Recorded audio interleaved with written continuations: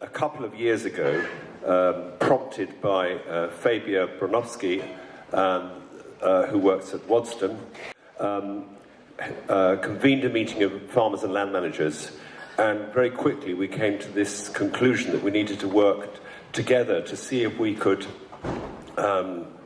encourage and be catalytic to creating an environment where we had a more harmonised framework for sustainability assessment.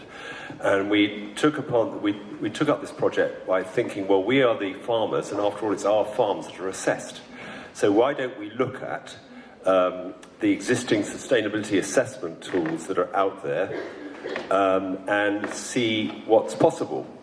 And it turns out that there are more than 100 sustainability assessment tools currently in use all over the world, and many of them have overlapping data requirements, but they're all in a kind of certification, sort of sustainability assessment and certification marketplace. So in a way, there isn't an incentive amongst them to converge and harmonise, and yet it's obvious that all those sustainability assessment businesses and tools could work in this biodiverse world that we live in, but if they were all using the same framework, like international accounting protocols, it would just be better for everyone. And this approach would also be perfectly possible to operate with certification schemes like LEAF, like Red Tractor, like Freedom Foods, like Soil Association, because the data that would result from our annual assessment could be used by anybody who wants to certify the food to good effect. So we thought the best way to go forward was to do a self-assessment against 4 of the most commonly used sustainability assessment tools, and do a gap analysis to see what the degree of overlap was and whether it might be possible to bring the best of them all together, thereby having a harmonised tool.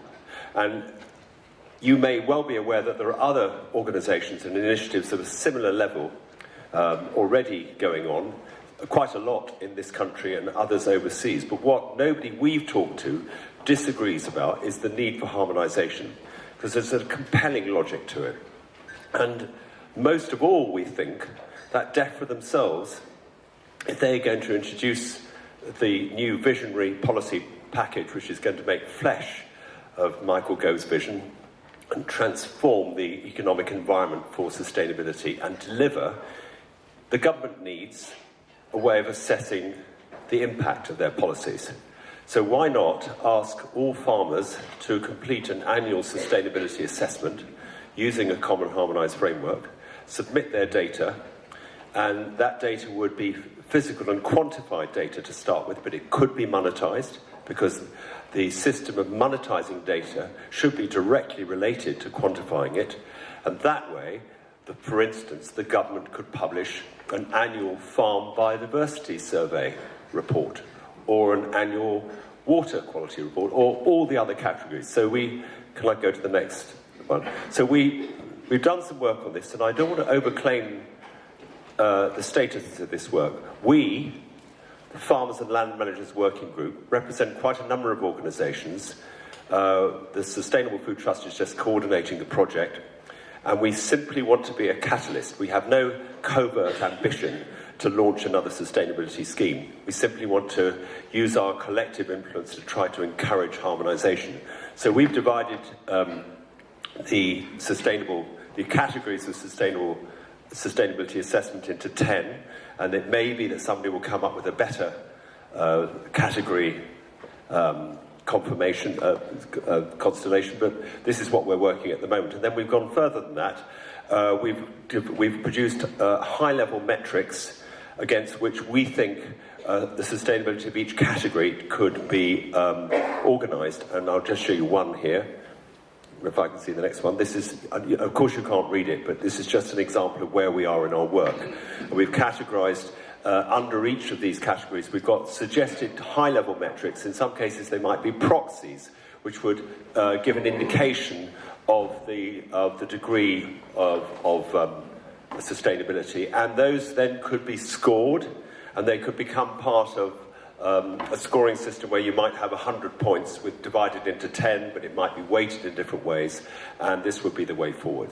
So that's all I want to say by way of introduction. But what I now want to do, which I think is going to be a very stimulating conversation indeed, because of who we've got here, is to have an open conversation, first of all with the panel, but then with all of you, about... When you look at all the measures of sustainability, including the ones that Patrick have just set out, it's bewildering. It's a massive amount of detail, and in the process of putting together the metrics for the 25-year plan, I suggested to someone in DEFRA that we just put together all the submissions of all the different interests who had their own measurements into one vast volume, and people could see just how incomprehensible it becomes. And when you've got I mean this not as a criticism, but when you've got a mess of regulation, a mess of assessments, a mess of complexity about intervention and so on, I think the first thing you want to do is stand back and say, what the hell are the questions that these assessments are supposed to answer? What is it we're actually trying to achieve? And in the 25-year plan, the environment plan, which dominates the agricultural consultation, there's no longer a 25-year agricultural plan, and rightly so, it should be within the one arching framework. There are 3 or 4 core questions which need to be answered by the agricultural sector. The first one is about how the concept of natural capital applies to agriculture and what it means to say that natural capital is going up or going down. We need measurements to say, has that been achieved? And this is where the concept goes exactly in the grain of the way farmers should think about their assets. Natural capital is a very hard concept. It's not, with due respect to different people, fungible concept like sustainability, which people have been using for greenwashing and all sorts of other purposes. Virtually everyone can say they're sustainable if they just pick the right metrics to get there. Natural capital is about assets. Okay? And assets are what farmers work with. And assets go on balance sheets. And they're next to liabilities. And the difference between farming assets and most other assets is they're assets in perpetuity. Farmers are stewards of assets for future generations. You can't have depreciation and sustainable farming. So you have to use, and forgive me for being technical, but this is a hard concept, you have to have current cost accounting, assets in perpetuity, and you have to provide capital maintenance in your accounts to show that you have maintained that capital, so you have been stewards of those assets to pass on to the next generation. And where you see soil being depleted, that's because people are not putting in proper capital maintenance to maintain that soil. And that's good business practice to do that accounting. So the first issue is to have proper accounts. My family were, my grandfather and my uncle were farmers, and my father was in horticulture. And I think back, I'm appalled the fact that they couldn't struggle to get a profit and loss account together. Can I just intervene? Isn't this just the absence of a balance sheet for capital in accounting? Yes, exactly. But the then and the balance sheet is not about valuing everything. It's about finding the assets at risk. In any business, you should have a risk register. And the assets at risk that you care about are those assets which, if you do not maintain them, will no longer go on giving you what nature gives you, which is for free. So you focus on those, you focus on the thresholds, the safe limits, etc. So that's the accounting framework.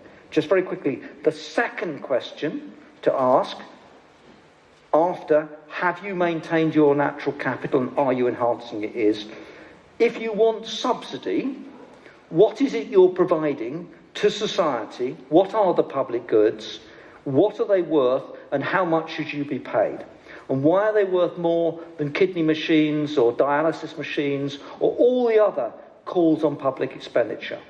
And one of the things that's happened in the debate on farming is that everybody thinks of what they would like to be subsidised for and then thinks they can call it a public good. QED, give us the money. But what I wanted to say here is you have to make that demonstration. So it's no good just saying, I do public goods. You have to say, what are they?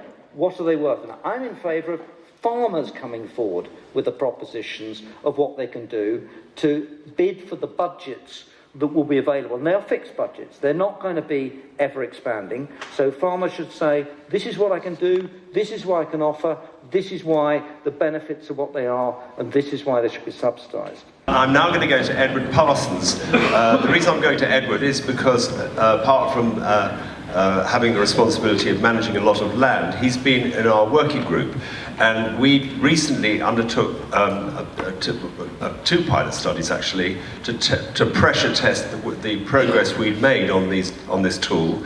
And Edward, I thought, would be the perfect person to ask, how's it going? I think from my point of view, Patrick, it really comes down to where we started at on this journey about metrics.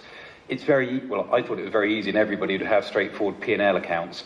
It was interesting to hear earlier in the report that only 25% of farmers do actually have P&L accounts, which is quite scary. But when you look at that, it's quite easy to get depressed. We all know that agriculture in the UK is not terribly profitable. But it's not just the annual cash flow that we've got to worry about. It is a long-term stewardship that we have. Whoever's involved in the farming industry, in the rural industry, want to be able to hand over the assets that they look after to the next generation in a fundamentally better place. Now, we carried on at Waddesdon. We have about 3,000 acres under the plough, another 800 acres of grassland, thinking, you know, we should be managing this in a pretty good way. And I hate to say that I don't think we do it as well, anywhere near as well as we could. And I'll just give you one example of the reasons behind that. You know, from a water perspective, we have the River Tame running on our southern boundary. We have ditches and ponds throughout the estate. And we think, okay, we invest in our yield mapping. We invest in our SOYL testing. We look at our variable rate nitrate fertiliser applications in our sprays. But about 12 months ago, we got involved with the River Tame Conservation Trust and borrowed from them, or they now supply to us, water testing kits. So every month we go and sample 7 different locations on the estate. And hopefully there's nobody from the Environment Agency here, but there are circumstances where we have seen, you know, all the best planning, and we've got a big HLS scheme on the estate as well, so 6 or 12 metre grass margins to every arable field. But there are circumstances that when the rain comes when you don't want it to, you see the spikes in the watercourses. Now that is not only a waste of money, that the fertiliser we're buying is going down the drain, but it's having a fundamental detrimental impact on our watercourses. And that's an embarrassment. We were thinking we were pretty good, but actually we've got a long, long way to go. And that's just one example. But if we start, I didn't actually see the slide, but I'm assuming it sort of covered the areas of carbon footprint, water, soil, our ecosystem services. If we start looking at all those elements and in terms of the benefits that we deliver, I know on the estate we have 56 kilometres of rights of way. Now, I was looking at one of Dieter's reports, or Natural Capital Committee's reports, a couple of weeks ago, and it highlighted the benefits to trips to national nature reserves. I think figures are generally right. For adults it was about £3.80 a visit, and for school children it was about £3.40 a visit. Now, how many of us know the numbers of people who come onto our land that we manage, we're involved with, that we own? It doesn't matter, because the benefits that we all deliver are astronomical. And I think one of the big areas that we've all got to get sharper at is understanding it, quantifying it, and then shouting about it, because it's a big challenge for us, but we need to up our game to be able to engage with the public and let them know what we get up to. Just a quick comment on how the process of participation in this working group, do you feel that there's, do you think we can get somewhere on it, and how do you feel about having assessed your own farm on more than one occasion against these emerging framework and metrics? So we tried 4 farm sustainability tools, spent a day locked in a room doing the number crunching. The first time you do it, it's an absolute uphill struggle. But like anything, you do it the second and third time, it's going to get quicker and it's going to get more efficient. Patrick highlighted his 5 or 6 assessments that he gets assessed on an annual basis. We have a similar number, and I think there's not a farmer in the country who would rather say, right, I'm going to go and answer maybe 3 times the questions, sit down, do it once, and then the individual certification schemes can go and grab the information that they need to tick their boxes metaphorically, and it can be a far more efficient system. The actual process of getting to a system that we're all happy with and works with the right weightings is a big, big challenge. But I think there is energy there to do it, and I think I speak for you, Patrick, that anybody who has any interest and enthusiasm into this, input would be greatly appreciated. Thank you very much. Helen, we had a really excellent conversation just in preparation for this session now. And you, I know, well, we're both subject to annual organic inspections, and both of us have had a hand in the development of the standards and the assessment process. So I think what I want to ask you 2 questions. You raised the important point that there's the issue, when you're measuring sustainability, you can either measure it by inputs or outcomes. And of course, we found in making the progress we've made that you have to do a combination of both. Yeah. It's not always possible to just measure the outcome because it's too flaky or the tools aren't good enough or other reasons, cheating, that sort of stuff. But if I'm honest, and obviously I've been inspected for many years with my organic inspection, at the end of the inspection, although I'm relieved, often vastly relieved that we've got through, I don't really feel as if I know very much about whether my sustainability performance on my own farm is any better than it was last year. And I'm hungry for that, because I feel that just a yes or no decision was necessary and will remain necessary. So our challenge as our working group is not to challenge the orthodoxy of the existing certification schemes, but it's just to find a way of including everyone on the farming ladder in a progressively incremental journey rather than separating our community, which has had unfortunate other consequences, into yes or no. What do you think? I'm not leading the witness. So I agree. I've been really interested in trying to move towards a better outcomes approach for a long time. I think it's very attractive because I completely agree that in a way, relying just on prescription, just on input standards, you shall do this or you shan't do that, is not enough, particularly in some areas, because you can not use pesticides or you can keep your animals in a certain conditions, but you still have to have great management to turn that into the result you're looking for. So it's not enough just to be doing the right things on paper and just be having the right sort of systems in place. You've got to manage those systems really well. And I think that's where an outcomes framework really helps you. And it's one of the reasons we've been investing a lot into that in the last little while, particularly around animal welfare, actually, because that's been an area where this is particularly sharp, where if you can still get poor animal welfare outcomes in theoretically good systems if you don't have that good management in place. And I, like you, I've been an organic farmer for 32 years or something. It's a pass-fail system, and I too want to know how I can drive my improvement beyond that. I think it's really helpful, the idea of every year having a thought, sort of thinking, right, where do I need to make my investments? Where can I still improve? How do I benchmark myself in these areas against other people who are doing a great job too?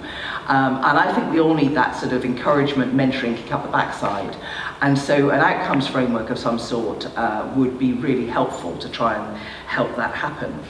I think it also can reduce risk for certifiers too, and that's why we did it on the animal welfare side, because we needed to make sure that organic farms really were delivering great outcomes all of the time. And in an ideal world, if you could rely more on outcomes, you could say, well, you could let farmers decide how they get there a little bit more, rather than straitjacketing ourselves quite so much, saying thou shalt do this and shalt do that. Let's let a few more flowers bloom and a few more roads through go.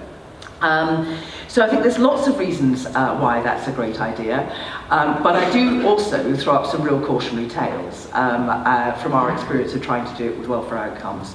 It is not easy, and I'm glad you recognise you will always need prescriptive standards too. You always need to actually have that belt and braces of the two. I worry when we start in some areas, and it may be that there are areas where we can do this already, maybe around carbon we can do it, that would be fantastic. But at the moment, those outcome metrics are nowhere near good enough to rely on on a payment basis. I think we don't have the benchmark data, we don't have reliable monitoring, we don't have an agreed set in a lot of cases, and so I think we've got a lot of work to do to get us to the point where we can be using an outcomes framework for payment, and I'm even more nervous about that being consumer facing at this point in time. I think it's about self-improvement, learning, building that data set, and enabling us to benchmark. I think those are the immediate benefits we could be driving towards. Can I just push you on that particular point about outcomes and measurements in relation to soil carbon, because we had one of the most important interventions I felt in the first session was, were you here when maybe you hadn't arrived anyways, we had a point that was raised: why could not DEFRA pay farmers to be carbon stewards through soil carbon outcomes? And let me just slightly qualify the question. I think all our group would completely agree with you that relying on the current technology that there is to measure accurately soil carbon would be a mistake. However, might it be possible, because this is a really golden prize in my view, since Michael Gove has said he wants to increase soil fertility in this country, to use a systems-based approach. If you sow grassland, if you farm organically, etc. If you use land management systems where data can show that typically absolutely. There are good outcomes. So I think at the moment you have to look at the science and say these approaches lead to those outcomes. That's not about, you verify the outcomes through scientific analysis every now and again. You try and make sure that those systems are delivering those outcomes. There's ongoing research around that. But I think most of the time you are paying for the systems of management that you know are delivering those outcomes. But that is a slightly different question. And actually that is more where we are today. But we are thinking about how do we make sure we're driving the kind of outcomes we really want to see. I think there are still values judgments about what those are, and there are still many ifs and buts, even on soil carbon. Every soil will have a different potential, and we need to understand the potential of different soils. In some cases, you actually might not want soil organic matter to increase if you're trying to... Like a peat bog. Yeah. Or, there's some key things to be done around protecting peat. So there are ifs and buts, but I think that we need to have that continuous improvement cycle of encouraging the right kind of practices, checking that they are delivering the outcomes we want, feeding that back into our standard setting. That virtuous circle would be a good one to have in place. But you know about the 4 per 1,000, the capital meal. I do indeed. It's very similar to the And so, of course, there haven't been many countries in the world yet that have delivered on that, and in part it's because of exactly what you've just said. The reliable means of establishing soil carbon gain is a challenging field at the moment. But do you think it's something we should be working on? Oh, definitely. I mean, I think increasing soil carbon and carbon in vegetation, so trees too. Trees and soils are a huge part of the picture from all sorts of points of view, and so the more we can encourage farmers to be improving their soil carbon and planting more perennial crops and trees on their farms too, it's going to be a big part of the picture. And I'd like to see them pay for it. Thank you. Thank you very much. Andrew Sells, Chairman of Natural England, thank you so much for joining us. Now, you obviously have a particular focus on some aspects of this metrics of sustainability and categories that we discussed. Well, I'd like to start by saying congratulations on getting a wonderful audience of farmers. And I never really meet farmers without starting by saying that I want to get off my chest an apology for the failings in the countryside geoscript schemes and the other schemes which are definitely causing you all a great deal of grief. please don't send me any more emails about it. I know how bad it is. But also there's a message in there that we've got to make them all a lot better in the future. And in fact, I'm trying to persuade the Secretary of State now that, and somebody asked a very good question about this, I think after he'd gone, of Manette, could we not roll forward some of the HLS schemes where they're providing environmental benefit, where everybody believes that they are actually doing that? And we did that apparently in 2003-4 for a scheme for a year or two. I think it might need European consent, but I would very much like to do that. So, as you rightly say, Patrick, we come at it from a slightly different perspective. Our job is to conserve, enhance the natural environment. And I think we all know that for the last 40 years, what we've done has not worked. And we have got to have truly radical thinking. And we have a truly radical thinker here, my friend Dieter, who's come up with a brilliant idea. And what we have to do, I think, is make that work. I hesitate ever to disagree with somebody who's an Oxford professor, but at least I have the benefit of being a chartered accountant. And I do understand balance sheets, and I do understand asset values. And Patrick encouraged me to be slightly challenging of Dieter, so I'll throw out a challenge to Dieter, which I know he'll respond to, which is that I do think some assets are very considerably easier to value than other assets, and we have sort of arrived at the conclusion that landscapes are difficult to value, that species, particularly species which might almost go extinct, are very difficult to value. And we, Natural England, together with the National Heritage Lottery Fund and others, have funded an 8 million project to try and rescue 20 species from extinction and save another 80, hopefully. Now, I very much doubt whether those accounts that Dieter's going to produce are actually going to show that is money well spent. And in fact, I take a slightly different line here. We have a moral duty to try and save species with whom we share the planet.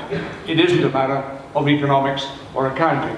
So while I am a great fan of the natural capital concept and this accounting, I think we've got to make sure that it doesn't overemphasize the effect on assets that we can easily value and underestimate those where we're struggling.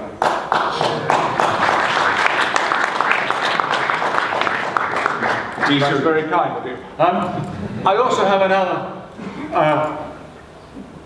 concern. I wouldn't put any harm in that natural capital is a concept very easily grasped in the concept of rivers and catchments and nitrates and whatever.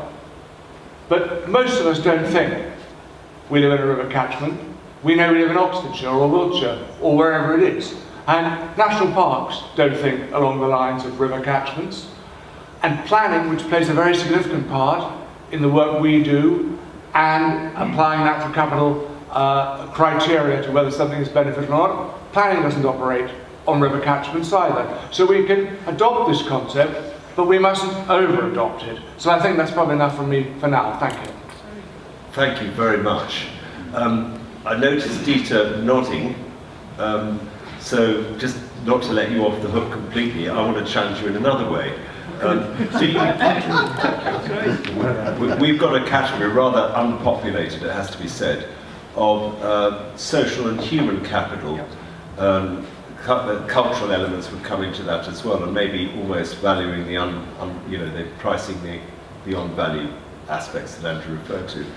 Do you not think that natural capital community overlooked this area, or rather came to recognising that it has an important place in the valuation a bit late?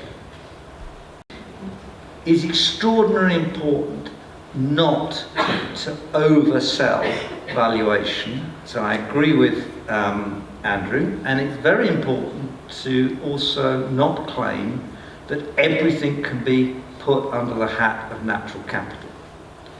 What's interesting about bringing natural capital in the picture is in the past we've just thought about physical capital, man-made capital, and excluded the natural capital.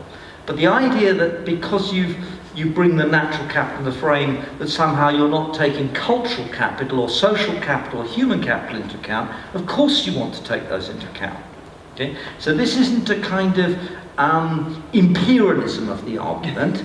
It's the assertion that there is natural capital at stake here, and in agriculture it's incredibly important, of which the soil's a very important part. So I think the social human criticism, there may be economists running around claiming everything can be done in cost-benefit analysis terms, in economic terms, etc. That's just bad economics, right? You know, it's not an imperialism. So fine, those should be part of the frame. And there are a lot of areas there where there are public goods too. And mention was made by Michael Gove of the importance of rural communities, etc. These are important parts of the social fabric of our country, and that social fabric has a cultural dimension, a human dimension, and a very personal dimension for the people who are attached to places. So I don't have any difficulty with that. Now, the other point, the issue which is really substantive, is the one that says, look, some assets are more difficult to value than others. An economist knows the price of everything and the value of nothing. Okay? This is a really serious criticism, okay, to which there are two basic replies. The first is that a lot of economists run around saying they're valuing, you know, this view or this particular park, and they say that, you know, St James's Park is worth £2,562,000, but this view of the river is only worth £3,462. It's just nonsense, right? It's not what we're doing. Nobody is claiming that something is, in a deep sense, valued at a financial number, and certainly not at a financial number only. It's a different question. The questions are the following. How much should we spend of scarce public money and private money to protect and enhance conflicting and competing possible bits of our natural environment we can look after? There isn't an open checkbook here. You'll be very lucky if you've got £3 billion left in 5 years' time. And for those who voted for Brexit, you probably voted for a substantially lower amount of money to go into the agricultural sector than you've had in the past. It's not an advocate, that's just a prediction. The Treasury and Britain now has back in control that spending in a way that the farming community could say, Treasury, you can't do anything about it because the European community has decided it. So, you know, you should see what's coming. And the health budget versus the agricultural budget is going to be there in spades. Can I just... So I just want to finish it. So we're trying to work out how much of this money should be spent on this particular landscape, or that landscape, or this particular soil development or whatever, where there are competing ends. And you know, in the end, a certain amount of money will be spent on each of these things, and that's a number. And you have to justify that number, and you justify it by trying to explain, as you did very eloquently, you know, well, this is the benefit to the public. This is how many visitors come here. This is how many children use this facility. These are the benefits. So that's why you do it. And it is true that some things are harder than others, but then I would caution you with the following point. Would you rather be roughly right or precisely wrong? Because not putting value on any of these assets is precisely wrong. And that's why these assets are in the mess they are. And when you come to the Treasury or any other part of government, if you can't put numbers on things, if you can't express what sort of money you want spent on different things, the answer, unfortunately, for the last 40 years has been quite close to zero for absolutely precious assets. And that comes to one final point I wanted to make, which is this. You know, you say, Andrew, about species, okay? Well, one of the things that we do in natural capital is really value the fact that nature can go on giving us for free the services it delivers forever. And so normally when you value something, you look at the, you know, discounted value of the crop of corn or whatever it is on the field and you say that's what it's worth. But I use the example, I use it in my book on natural capital, of say something like a herring stock. Okay? If you don't drive the herring stock in the North Sea below the threshold where it can go on giving you that stock forever, then for 100,000 years people can eat herring. And if you work out the economic value of something in perpetuity, giving it year and year and year, if you extinguish that species at any point along the line, you cut off all those benefits in the future. So good economics says that things that are in danger of going below the threshold are really important, and they have very high values. Especially if you eat them.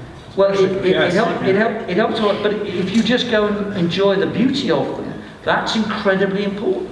Right? And it's not just that consumption. So I think that actually we can deal with these things, but the danger is that people think that economists are trying to be imperialists over this. What we're trying to do is answer those questions I had at the beginning, which is, are you being good stewards? Do you deserve the money for the public goods? What are the public goods? And are polluters paying for the costs that they impose? And again, we have to decide what those costs are. Final point. When people say, oh, but we can't work out who the diffuse pollution people are. I think Manette made this point. Just see the technology that's coming. We will know what's happening in every square metre of the land, and we'll be able to read actually in 3D what's happening below it. So diffuse polluters have got away in the past. Forget it. We'll know exactly where the slurry goes in the river. We'll know exactly what's going on in the land, and therefore we can tax the polluters, and it will not be a practical difficulty to do that. Okay, well, look, I want to come back at you because you didn't answer my last question, which is human capital in the form of public health. Don't forget that Michael Gove said last week in London, the primary purpose of agriculture is to produce healthy food, and Helen said we're eating this stuff.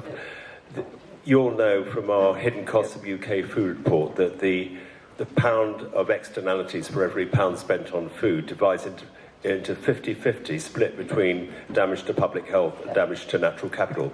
Why haven't your community included health in its remit until now? I think, 2 points. I don't know whether I agree exactly it's 50-50, but your point is extremely well made.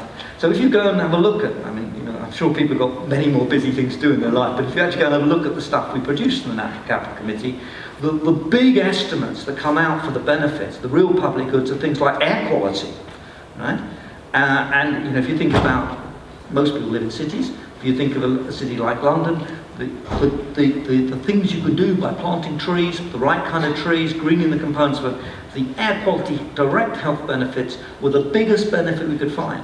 But there's huge evidence on mental health, on children's obesity, on exercise, on just pleasure, the tourist industry benefits, all of these things. No, we definitely take those into account. But in your valuation framework, it doesn't show.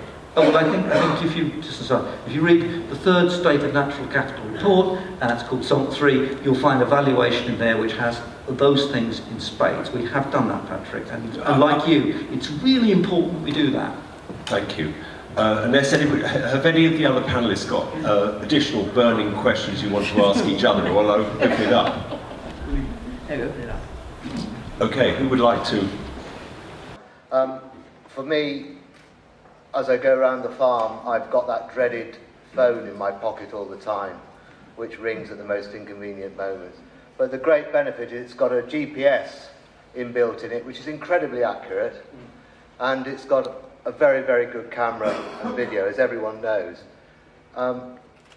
I get my mental stimulation from the fact that as I sit on the tractor, I can photograph the lapwing chicks, fledglings that were just in the bit of ground that I decided not to top the thistles on. I can photograph the goldfinches, the hares, and last year, for the first time in 10 years, barn owls, and I've actually got photographs of measuring the chicks' weights and everything.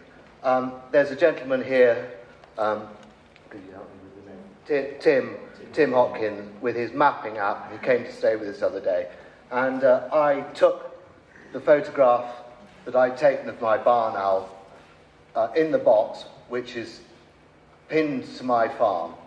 I would love to be able to upload that to the cloud where my Soil Association certification is. I'd also like to be able to send it to Natural England.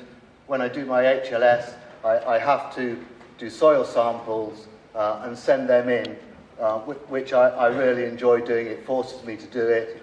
And all this information, it's out there. If we could get everything through a decent mapping app, which is in with the RPA's figures, so that, why have we got people flying over the country, photographing our hedges? I know where the hedges are. It's all the hedges are all wrong. on my farm. I've got a deer park wall all the way around it, all mapped as a hedge. I should be able to just click on the RPA system, change it all, show where the bumblebees are. We had Cheshire Wildlife Trust. I took part in a bumblebee survey with them the other day. I know where the bumblebees are on my farm. We have to trust farmers more. We're not all rogues out there. The sad thing is, the people who are bad, nobody's got the guts to go and really tackle them and penalise. It's very, very expensive. There are farmers I know who've trashed land deliberately. They're giving the industry a bad name, but the majority of farmers are incredibly proud of what they're doing on their land. And I think somewhere where we could upload all those good photographs on a common site should be part of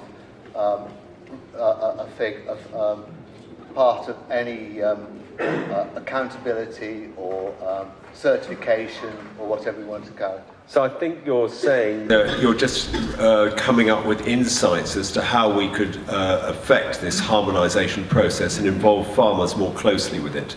We can, and we need to be able to give that information to all the different bodies. I think you make three really, really good points. First of all, can I congratulate you on your conservation efforts? They sound terrific. I'm tempted to ask you a question, but I think I'll get an embarrassing answer. There's the whole crowd. But I'm going to ask you this question.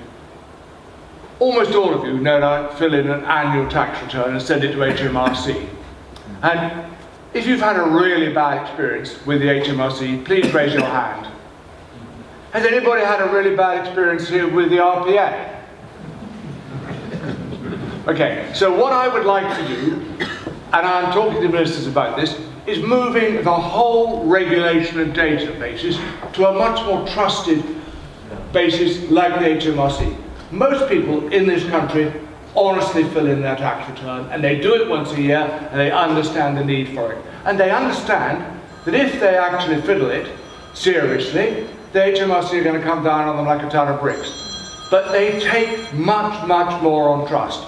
Natural England is determined to work much more on trust with people and organisations, and trust people to do new licensing, bat licensing, all sorts of other things that we've always done ourselves. Trust you lot collectively.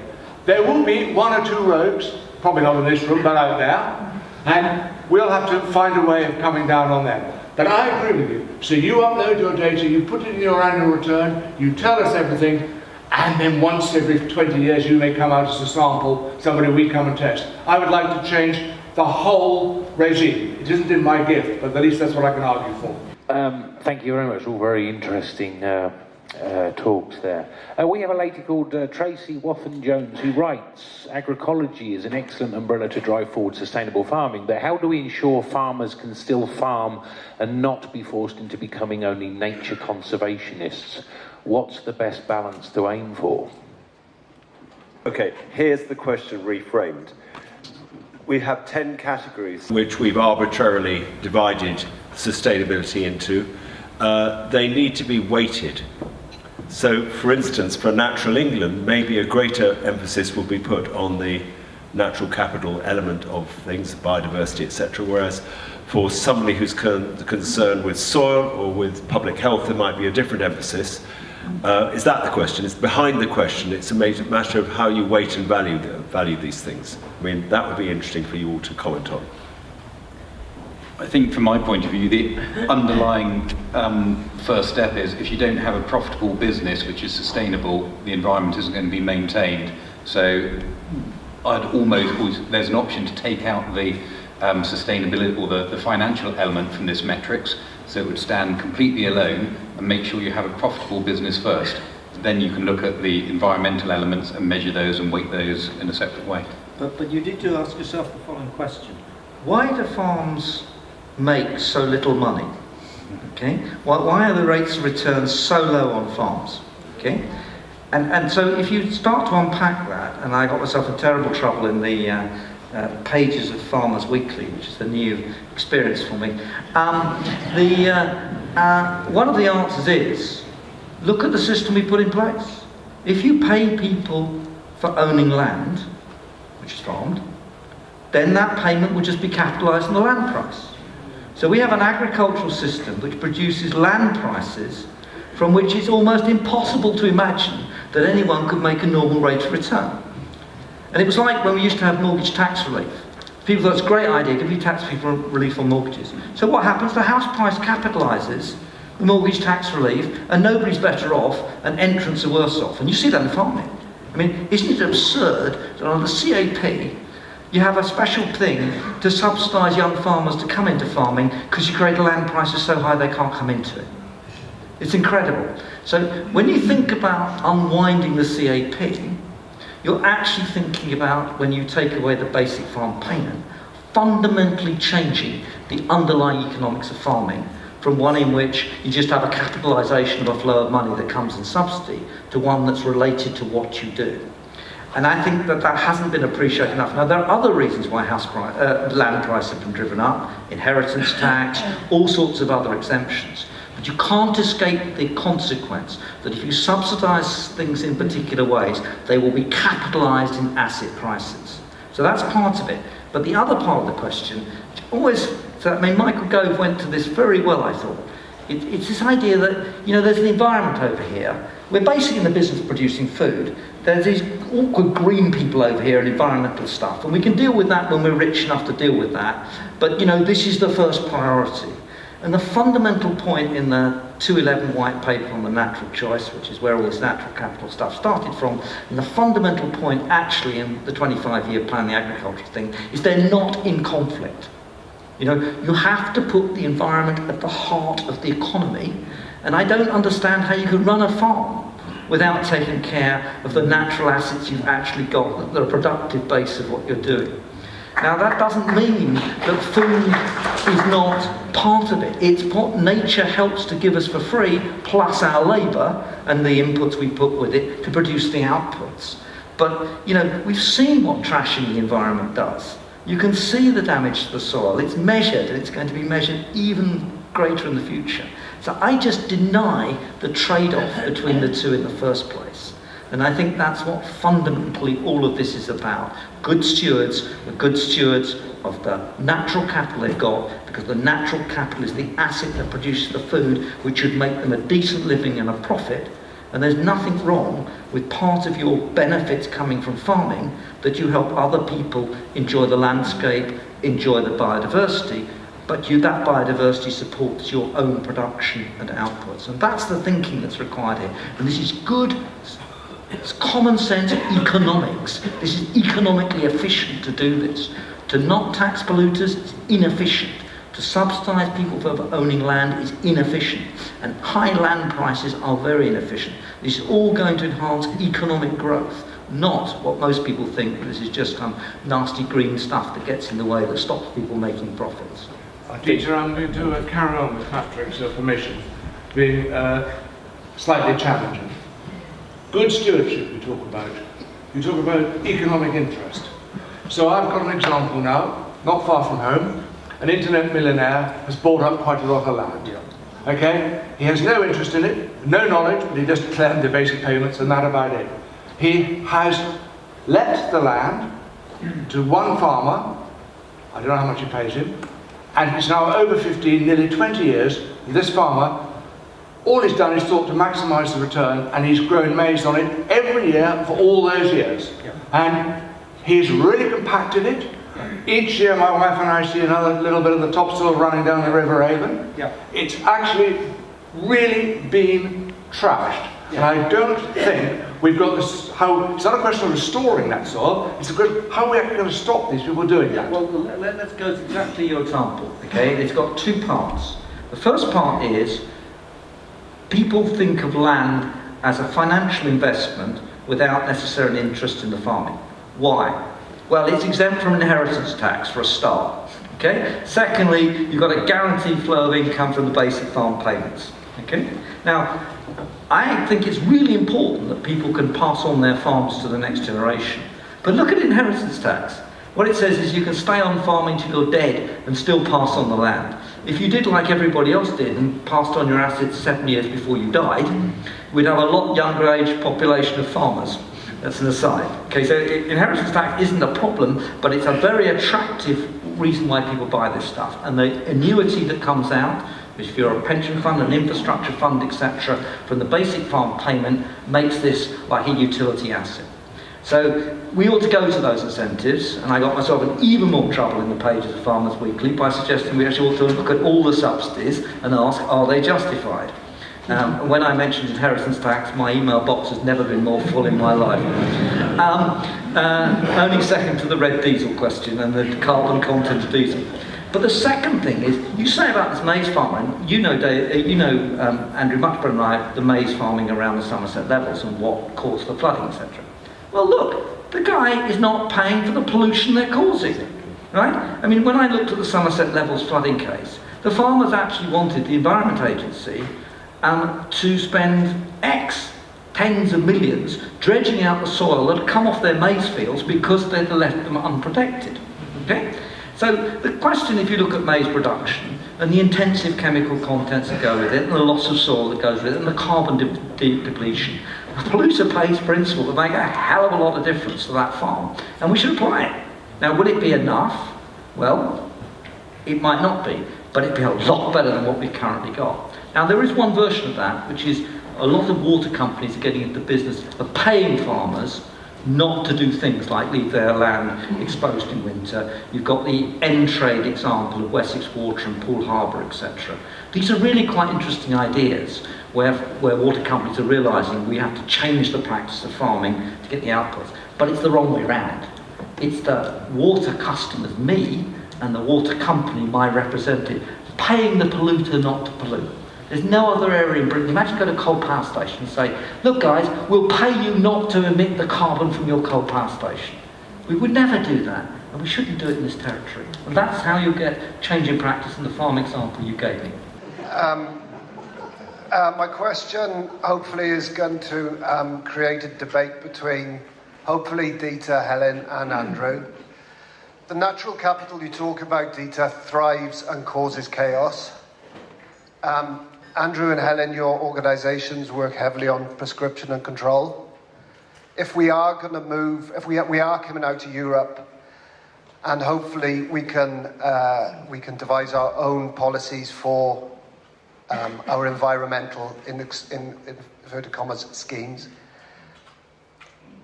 It's all very well dictating the what, but the empowerment and the transparency comes with educating the why. How do we move towards results-based rather than who's scared of giving money back, which is what it is at the moment? I mean, this is just my personal view, but I think that farmers know more about the assets and the natural capital than anyone else. There's an asymmetry. No official, no top-down organisation can know as much about the farm as the farmer on site. We're talking about the example of the photographs of the barn owls, the lapwing chicks, etc. Farmers know this stuff. So that's why, my personal view, what should happen is that we should decide how much the total envelope of money is available. We should decide how much roughly is going to be spent on catchments, on uplands and other areas, because these decisions have to be made, the money has to be allocated. And then we should turn in those areas to the farmers and say, you come forward with the ideas, what can you do? So nobody from top down will know that if you put a particularly new footpath through a bit of your wonderful estate, that more people will use that. Or that it happens to be nearer a school where you could do something, or it happens to be that it works with a particular wildlife corridor or what's there. So I think the empowerment comes from moving to a system where the ideas flow up. There'll always have to be a top-down budget and some control, but you have to say why what you can do is in the public interest and why it's better than what other people are bringing forward. And that's a competitive process, but it puts the impetus exactly where the most knowledge is. And of course that has to be linked with penalties for people who trash stuff. So one of the things that stuns me is how little cross-compliance is actually imposed. It's amazing. I was told that it's a very small number of cases and there's only a tiny penalty. And so those rogues who might be in any system, there's always someone at the margin who plays the rules out. You know, if you don't have a penalty scheme, then you can't have, and you don't really enforce you there, then you can't have any confidence in handing over to people to come forward with their ideas. Helen, and then Andrew. Yeah, I think, a results-based approach, an outcomes-based approach is what I think we're all trying to explore here. So, you know, that, but I think one of the areas where I maybe disagree slightly with Dieter is that actually I'm not sure as farmers we always do know everything we need to know to farm in the new way. I know myself, I've started my own sort of agroforestry system. I'm learning stacks about trees. I didn't know much about trees, to be honest. I mean, you know, you're not taught this stuff in agricultural college. You certainly weren't 30 years ago. And I think I'm still learning a lot about how should I be managing my land to help this species or that species, identifying some of the rarer plants that are starting to come back. So I think in a way, one of the ideas I like when we talked on the phone, Patrick, about the sort of monitoring approach is if we can find ways of farmers to be doing their own monitoring, whether that's encouraging us to count our own earthworms or to be doing our own back counts or whatever it might be, I think we'll learn a lot from actually getting involved in that and feeling proud of it and submitting that data and all that kind of stuff. I think that could be a really good process. If it's not, I completely agree, it doesn't all want to be about, you know, thou shalt and have you done, but actually that kind of more positive, this is what we're doing and this is what we're learning through actually monitoring what's going on and deciding what we can then achieve. Yeah, so in a way, taking Dieter's point about, you know, your annual tax return, you put it up there and then you get an inspection, but actually you're uploading your own data. You're saying apply that to the various categories of sustainability assessment from your own data which you might collect yourself. Absolutely. And you've got data sources out there already. I mean, we all should be looking for data that we've already got. So where you have got data, you know, use it, don't kind of replicate it. But I think in a lot of the areas, particularly around environmental care and ecology, I think doing more monitoring, welfare assessment is another good example where we could be doing that, submitting that data in, and it would be a really great pool, and we'd learn through doing. I think it'd be fun. And do you think the potential might be there for DEFRA to use that data to make decisions one way or another and monitor outcomes? I think that's, and Andrew can come in on this, but that's where I think you've got to be a little careful, especially initially. I think that you have to build up confidence in your individuals, and I think a risk-based approach is the way to go.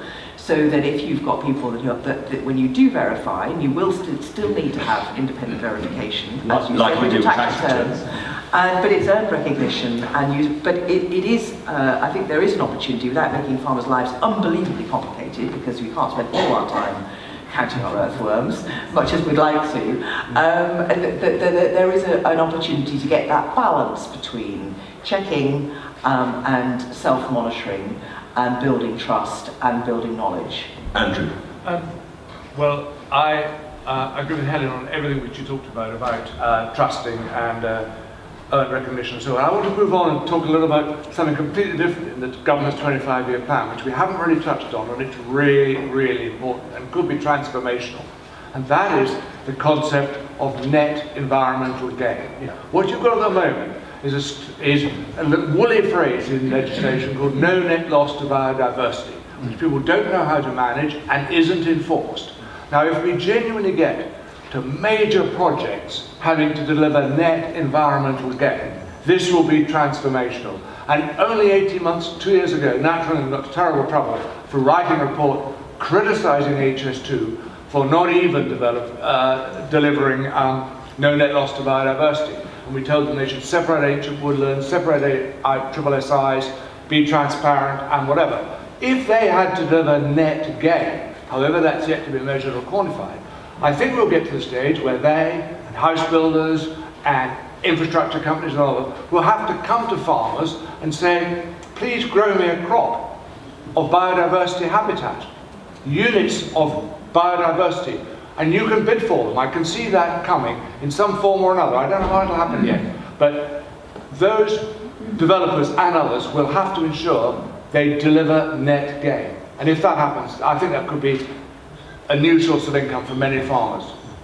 So just to be sort of formal, so an economist distinguishes between private and public, and and distinguishes between different types of goods.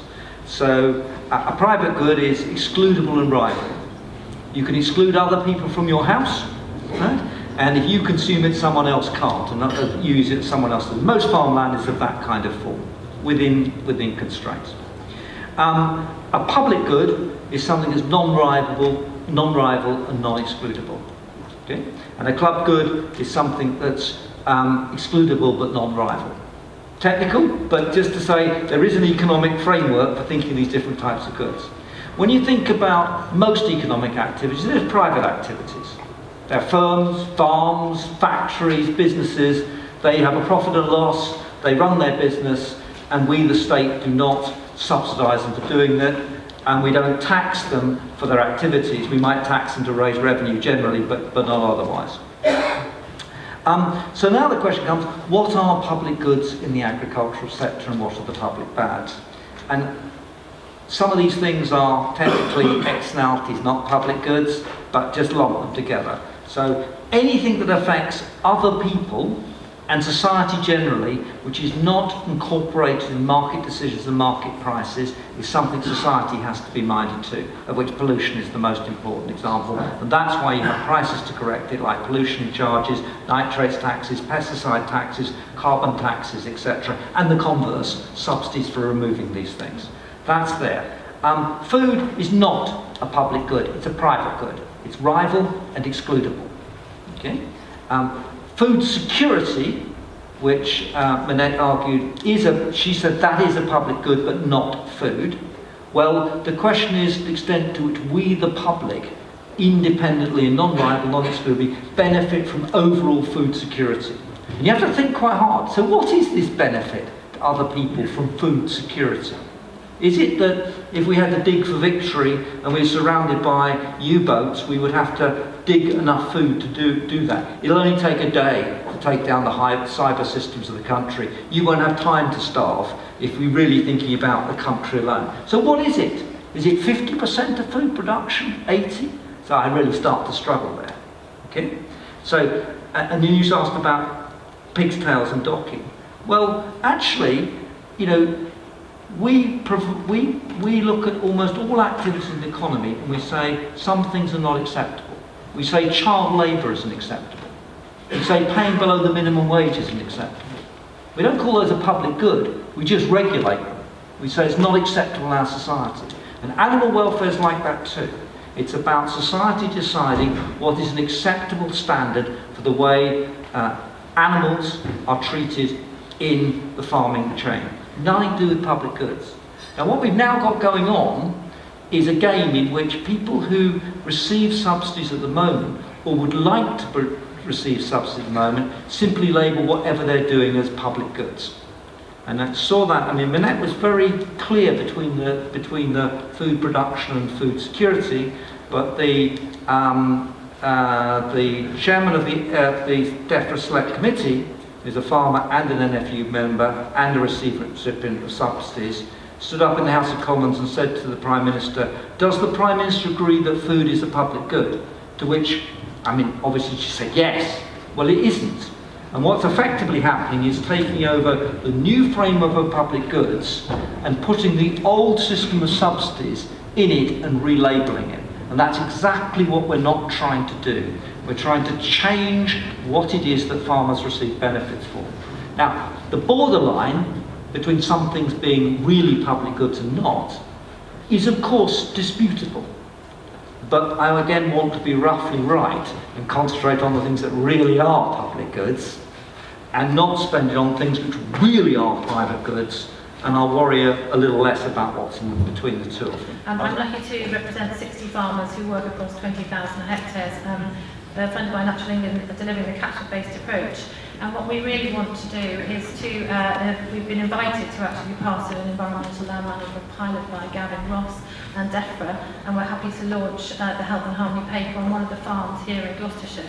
What we've come up with between us and with partners is the idea of a state of nature-based payment that actually all farmers could receive straight away, so that all farmers that are actually delivering good environmental quality should be rewarded for it, and rewarded for it now, to pick up so that all the people doing good things could continue to have successful businesses without actually you being able to sustain farm businesses. You'll have a huge cultural change where farms will be sold and all these things. That's absolutely right, but just remember, Michael Gove's position is that the 3 billion stands till 222.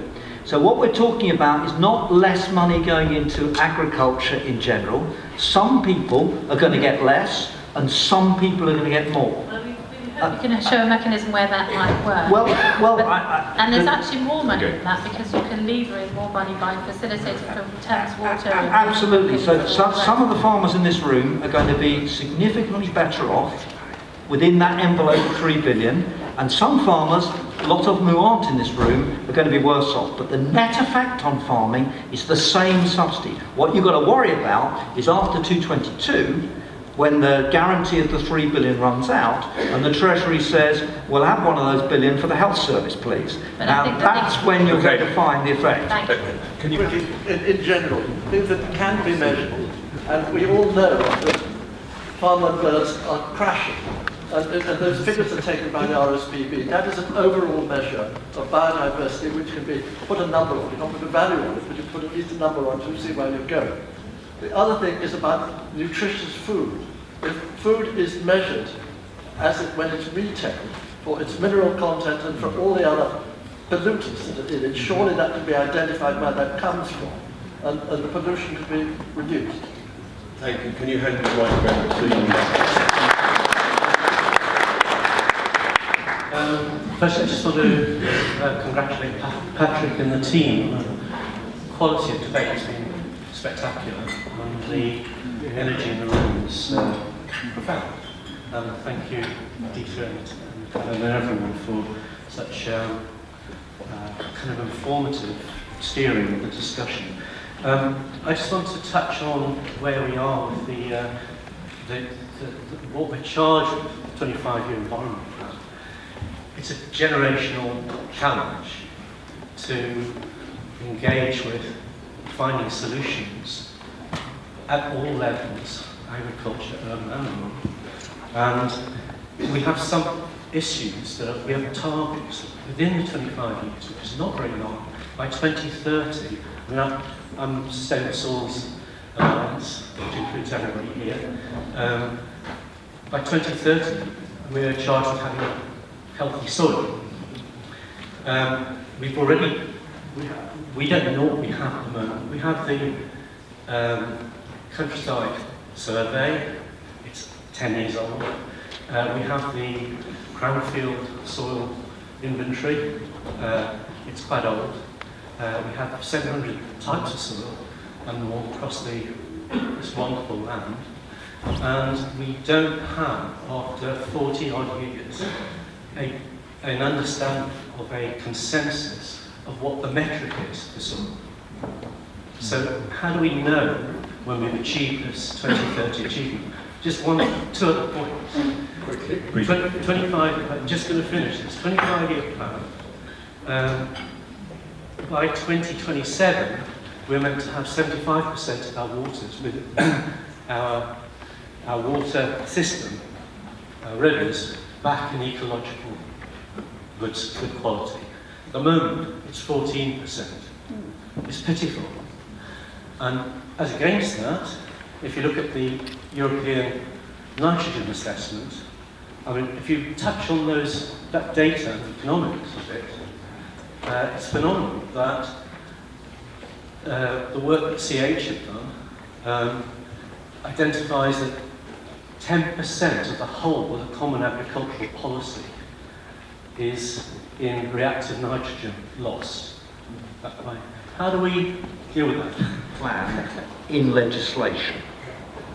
That's what we were going to do in the run-up to the publication of the 25-year plan, and it got crossed out. And the real issue now is to embed the plan so that when Michael Gove is no longer Secretary of State, and someone else is Secretary of State, and when DEFRA is punching at the bottom of the cabinet table and not towards the top, that this isn't all a lovely discussion about what the world could be like, and we go back to business as usual, and that's a real risk. So one of the things that really matters, and I'm sure that the FRSI see it this way, people have to push really hard to get this thing in proper legislation. It's the only way the climate change stuff has stuck, by having a formal legal statutory basis. That's what we need here. And that's what's missing, and that's what's so dangerous. And we could have just had a nice intellectual academic discussion. I could all have invited you to a seminar, and you all have fun, or probably not, but you wouldn't have got anything done. And we need something done, because this decline that Andrew pointed to, which is going on for year after year after year, we cannot have another 10 or 20 years of that, and we can't be bad stewards and hand the next generation not only houses they can't afford, but also an environment that isn't fit for purpose. So that's why the legislation matters.